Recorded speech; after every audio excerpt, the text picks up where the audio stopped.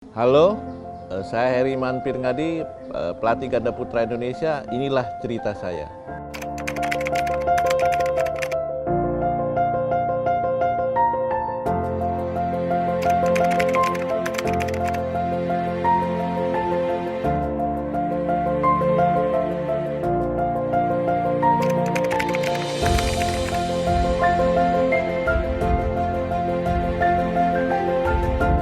Pertama kali saya terjun sebagai pelatih itu karena waktu dulu tahun 88 itu saya main cedera kakinya. Jadi cedera kakinya udah nggak bisa main. Mau coba lagi jadi pemain tapi udah nggak bisa karena cedera. Maka saya ada penawaran jadi pelatih waktu itu. Saya ngelatih waktu dulu saya anggota klub Tangkas ya. Nah di klub itu lebih kurang dari 89 awal itu saya sampai ngelatih di klub. Nah, awal mulanya saya bisa masuk ke pelatnas itu karena salah satu anak didik saya waktu itu kan ada kejuaraan dunia junior 1992 di Jakarta, pertama kali kejuaraan dunia junior diresmiin. Saya sebagai ditunjuk oleh PBSI jadi pelatih di tim Indonesia Junior 92. Nah, anak didik saya salah satunya itu di ganda putra itu terjadi All Indonesian Final, dan mulai dari situlah saya dipanggil ke pelatnas.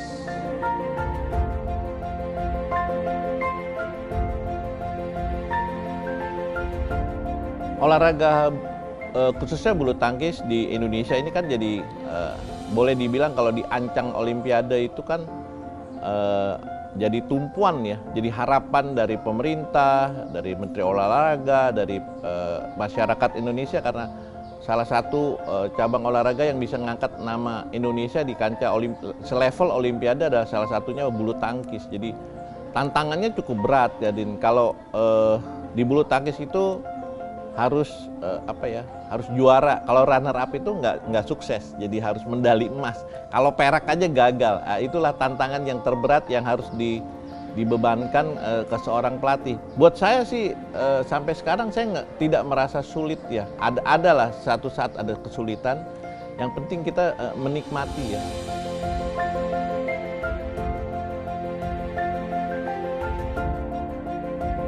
Banyak faktor kita mendidik, melatih pemain bisa menjadi seseorang juara atau legend gitu. Banyak faktor. Mungkin salah satunya mungkin itu karena memang olahraga bulu tangkis ini di Indonesia cukup terkenal ya. Banyak peminatnya karena banyak cerita indah, cerita legend yang salah satu menarik jadi buat masyarakat Indonesia menekuni bidang cabang olahraga bulu tangkis. Itu menurut saya sih salah satunya ada faktor itu, tapi banyak faktor yang menentukan seseorang itu menjadi juara.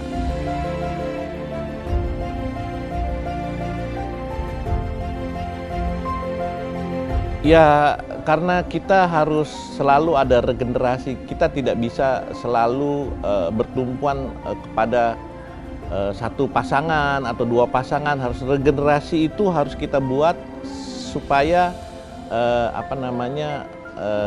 khususnya di ganda putra itu ada pengganti, selalu ada pengganti. Istilahnya ambil contoh kayak sekarang.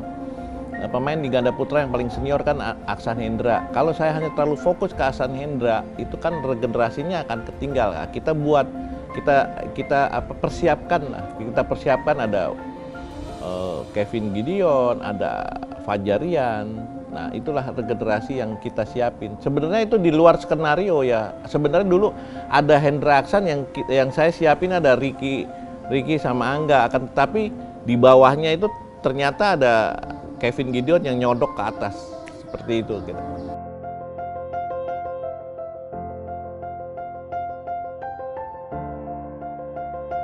Ya kalau yang serius sih ada dua negara ya, ada dua negara yang serius yang mendekati saya, menawarkan ngelatih di negaranya, tetapi saya masih belum berpikir untuk beralih ke negara lain karena saya lahir besar dan bulu tangkis di Indonesia.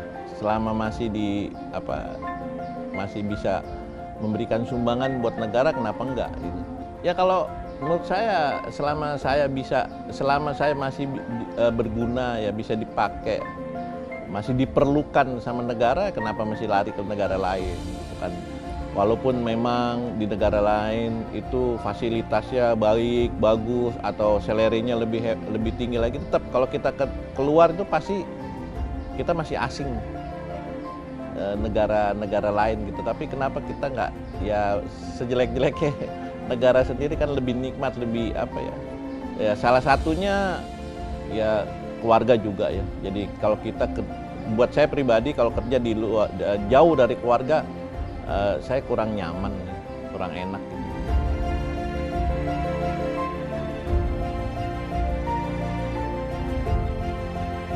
Sampai sekarang jujur sih belum kepikir ya, karena saya ngelatih ini menikmati.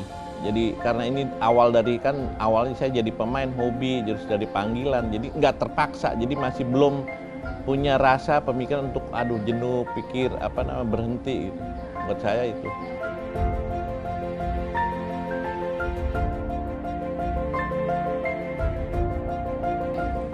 Ya kalau nyerah sama pemain, kita harus nomor satu yang harus kita ingat itu, kita sudah memberikan kesempatan ke pemain itu semaksimal mungkin. Kalau kita sudah memberikan kesempatan baik pelatihan, partner, jumlah pertandingan yang sudah banyak, akan tetapi sudah tidak bisa berkembang, ya biasanya saya akan memberitahukan pemain itu. Jadi saya sih bukannya menyerah, memberikan informasi, kasih masukan ke pemain itu, kalau memang kamu, saya rasa udah sampai sini dulu, mungkin di luar kamu bisa nggak di pelatnas kamu bisa lebih baik, kira-kira kayak gitu.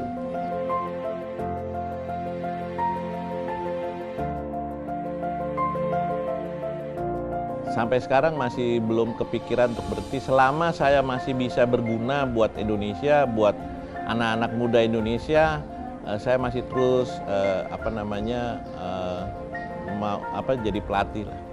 Kalau itu mungkin yang paling mendekati Coach Aryono ya, karena saya sama Aryono udah cukup lama, bisa berjalan dengan baik. Apa program yang kita jalanin, hampir semua Coach Aryono bisa sudah tahu lah. Cuman memang setiap individu, setiap pelatih punya kelebihan dan kekurangan masing-masing. Tapi yang menurut saya yang paling mendekati ya Aryono.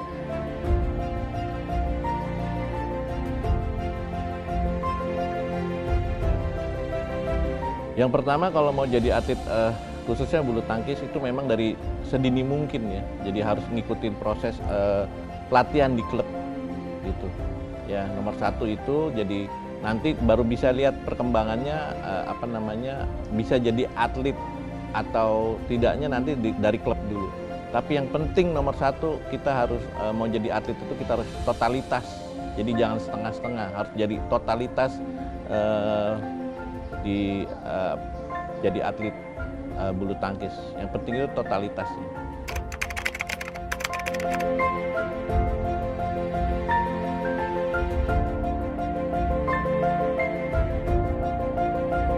Terima kasih sudah mendengarkan cerita saya. Nanti giliran cerita Anda yang ditunggu.